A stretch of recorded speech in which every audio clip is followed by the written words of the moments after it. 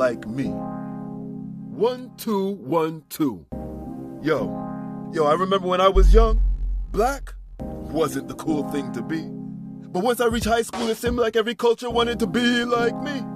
Even the black kids who acted more like white kids were following the white kids who were now acting more like black kids. And for the white kids who chose not to assimilate, their biggest complaint was that their black friends never used to speak patois back in grade 8. You know, in grades 3 and 4, I led a gang war against the Italians and Portuguese in my neighborhood of Downsview. Every recess we put up our dukes, later call a truce, until one offended the other again during elementary school. So from Jane and Finch, I moved to Brampton. And in the lining of my jacket, I used to carry this weapon. I called it a skinhead beater. For those racist, bald-headed white kids who wore white laces in their black Doc Martens to symbolize their racist behavior. And in high school, I remember only dark-skinned kids dare hang out in the student area. It was known all across the Peel region in Central Africa, that is, until the new vice principal decided to tear the whole thing out. He said it was a distraction to the classes. And the racist white kids stood there laughing at us. But all the black students knew what that was about. Then I remember back then, it had to be a special occasion for the after-school Black History class to be well attended. During a session, a student declared that the first human beings were African and black, and the whole class was in disbelief.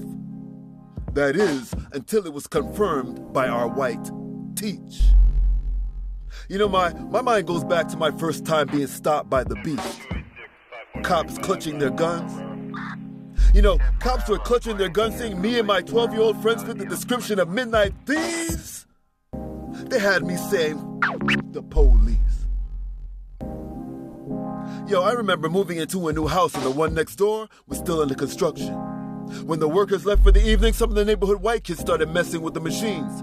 Next morning, a worker asked me who done it. But I wasn't trying to snitch, yo. His response was, well, how come all you little black motherfuckers always saying I don't know? I was like, him. Then I remember when I was young and I used to think that Jesus was white. Yes, I used to believe that the one known as the Christ, Yeshua ben Yosef, was white.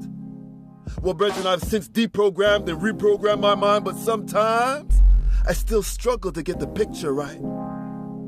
See, growing up, my family and I, we attended a predominantly black church, but when we went to conferences with affiliating assemblies, it always seemed like it was the white brethren who were considered the Bible experts. And then when I think back to my closest white friend in junior high, I think he was jealous of me. Taught me how to play ball, but I was still a bit better naturally. So from the comments he would make under his breath, I could tell he was a racist. But like Magic Mike and Dominique, he wanted to be. Hate us and revere us, man. It's the same old story. And then I remember when rap music was considered black jungle music, and the white boys who were down, they were all called wannabes.